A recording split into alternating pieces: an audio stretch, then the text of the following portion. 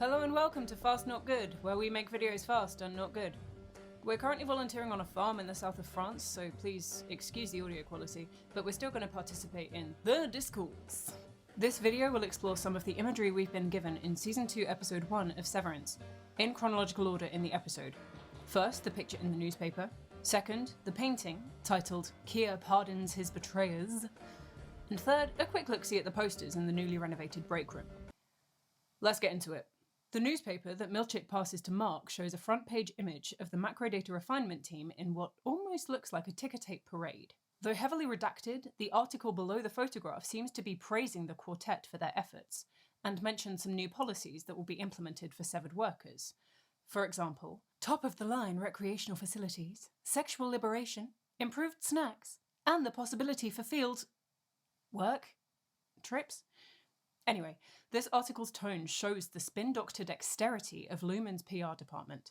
Though some theories are suggesting that this is all faked, I think it's feasible that this was published and is available beyond the severed floor.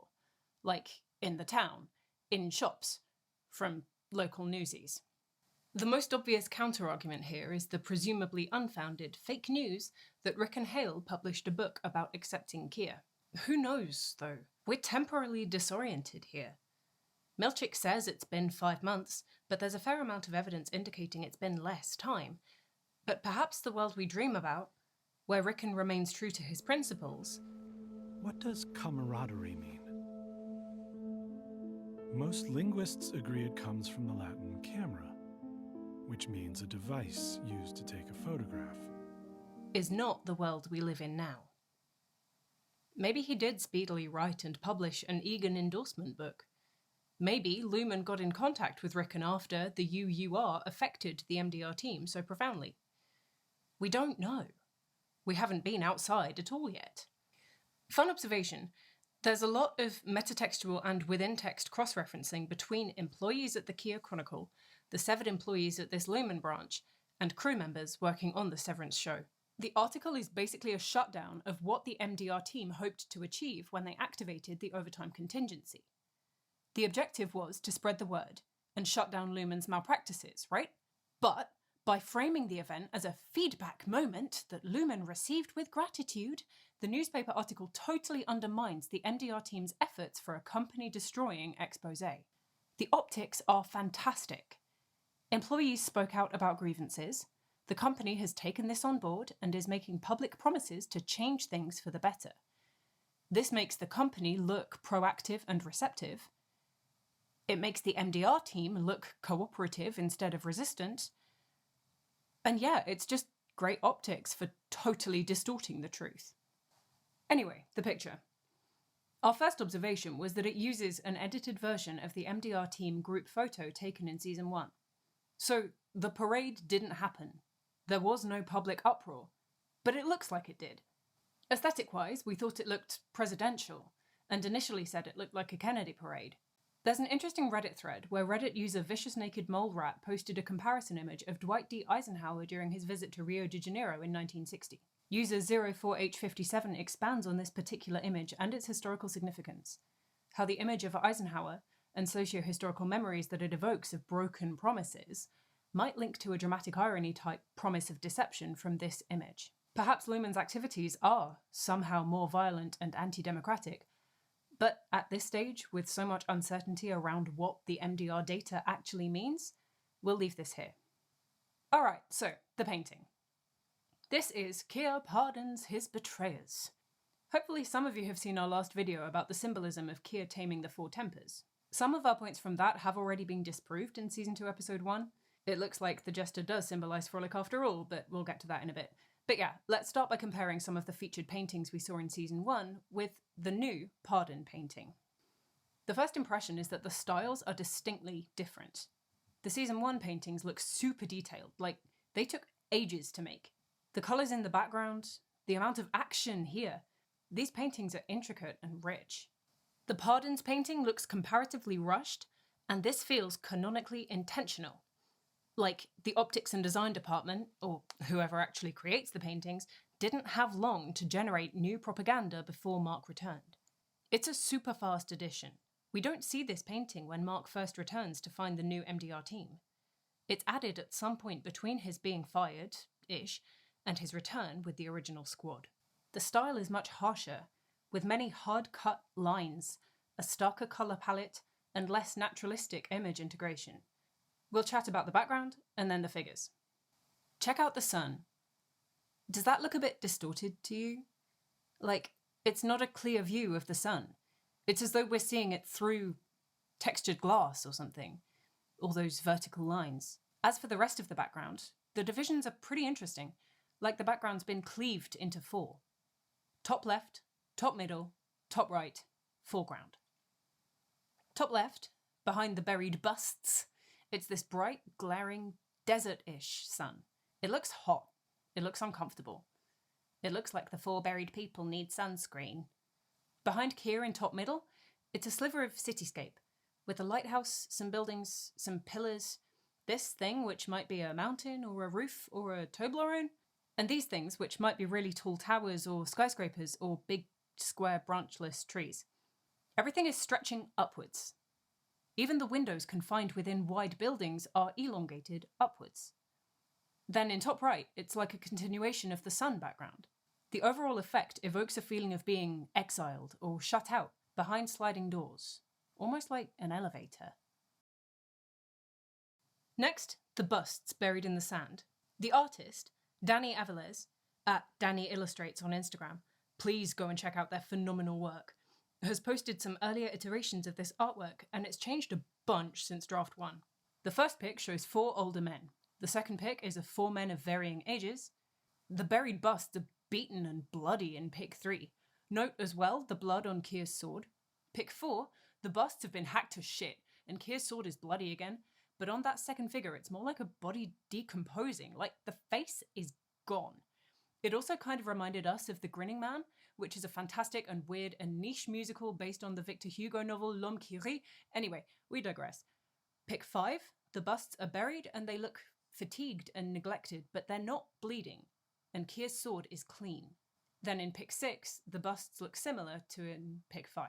Also maybe noteworthy that we've gone from several draft paintings with 3 guards to a whole squadron in the final version. So we've evolved from a painting of 4 random older men buried in the sand to a painting that might be our MDR crew. Dylan there, Irving there. Some folks have called this Bert, but why? It looks more like Mark. And this is probably a stand-in for Helly, because the Lumon Egan propaganda wouldn't use Helly's actual face for this. She's going to be CEO one day, probably, possibly, maybe, so can't be showing her involvement in any revolutionary shenanigans. Hi, Kier. Right, so he's got a halo. The source of illumination has moved from his left scapula, see our last video, to a holy image. This opens up questions about how much innies remember about imagery. If innies can remember the names of states like Delaware and Wyoming, do they also have access to memories of religious symbolism? Would the visual link between Christian iconography and Kier make sense to severed people? Regardless, the light from Kier only illuminates Kier. It's not spreading to illuminate the buried figures. The betrayers may not bask in illumination, just the hot burning sun on their exposed backs in the naughty corner. Also, may be interesting to note that there are 2 points that cross the vertical boundary lines in the background. 1, these soldiers. 2, Kier's wrist, as he reaches out from civilization to the bereft betrayers in the desert. I don't know, maybe it's about how both Kier's legacy and Lumon's forces in security and surveillance are omnipresent across all boundaries. Finally on this, a note on the painting's name. Maybe different departments have been told different names, like how the violent painting was edited and given different names to put MDR and O&D in conflict. We don't know yet. But Kier Pardons His Betrayers. This really looks like a spiritual, not a material, pardon. It's almost like Kier's not truly there. Like he's a spiritual apparition, a deity visible only to repentant sinners, though he does cast a shadow, so I don't know. But yeah, the pardon doesn't seem to mean much. Kier's got a sword. It's not a shovel to, dig them out. Pardoning them is not meaningfully helping or freeing them. It's like there are 2 choices. The sword or the hole. The sword could potentially end these people's suffering. It's a faster way to go than dying from exposure buried in the sand. But it's been clearly communicated through the series that death doesn't happen. I think this is a good time to remind ourselves that things like deaths happen outside of here. This ties in with Lumon's infantilization of severed employees, and we'll be doing a video when we feel like it about Lumon and death. But yeah, in this painting, it's the sword or the hole. End it fast or end it slow. Leave with no hard feelings. By end of day, each of you will choose whether you want to remain here. Not your outies, but you. If you start work on your file, I'll assume you want to stay. If not, I'll send you to the surface. No ill will. Maybe I'll even buy you a drink at a bistro one day. Or stay. Static in your office. Buried in the numbers. Alright, onto the new wall art in the new, glam, comfy break room. It seems that the 4 posters on the walls are individually targeting the MDR team. Right. Poster the first. I'm a frolicaholic. This succinctly shits on the points we made in our last video when we speculated that the ram rather than the jester was the representation of the frolic temper, but sure. So, the poster is connecting the frolic temper with the jester figure, who's accompanying a masculine presenting person in drinking a nice flagon full of frolic. Season 1 showed us a lot of footage of Mark drinking alone. The tempers are elements of the self, not separate figures. That's not a separate entity, that's not a friend, that's a part of the self. I'm seeing a darkness in this. Disclaimer, I'm a recovering alcoholic, so that's likely to affect my interpretation of this imagery. The Lumon Handbook says that the frolic temper is connected with feelings of joy, gaiety, and ecstasy. This poster implies the necessity of substance use, here, alcohol, to induce these good, frolicky feelings. Perhaps that's a contributing factor in why the frolic temper needs to be tamed. Because that's the temper that pushes people towards reckless use of substances, and maybe other unmoderated behaviours unacceptable in a workplace. But yeah, it reads to me like this poster in particular is targeted at Mark. Poster the second. No. Poster the second. Hang in there. This is an adaptation of a standard and overused corporate office kind of poster. Lots of online commenters have noted that this graphic looks like Dyan's stance as he held the switches to activate the overtime contingency. Maybe this poster is targeting Dyan. Poster the third! Be ever merry. In a chilling feat of half-finished transmorphism, we've got Kier Egan's head on the bee, before a background of what could be Lumon droplet logos. There are a lot of potential interpretations here. I first thought that the background looked like fireballs, designed similarly to the fireballs around Irving's head in the informational punitive stop-motion video. But the melty black stuff oozing over the Lumon droplet is reminiscent of Irving's black paint sleep deprivation hallucinations. Either way, seems like the poster could be targeting Irving. Poster the fourth! Grin and Baird it. Baird Egan was the 4th CEO of Lumon, from 1959 to 1976, so perhaps this poster is directed at Helly, as yet another reminder of her inescapable lineage. The pun on Grin and Bear It could be Lumon propaganda trying to overwrite Helly's dissenting activities. The Egan family will continue to smile, and proceed unaffected by any Helly's attempts at resistance. Like, it doesn't matter how hard Helly tries to resist, the Egans and Lumon will always and inevitably be power dominant, and because of her heredity, Helly's hands are tied. I don't know, this is one interpretation. Side note, we're reading Season 2 Episode 1 as Helly, not Helena, mostly because the Night Gardener story sounds like a panicked and improvised made-up concealment tactic. If Helena had been sent to the Severed Floor undercover, surely Lumon's PR team would have helped concoct a better story about what happened when the OTC was activated. Who knows though, guess we'll find out. Okay, newspaper, painting, posters. Those are the things we wanted to look at in this video. If you'd like us to discuss anything else, please let us know in the comments.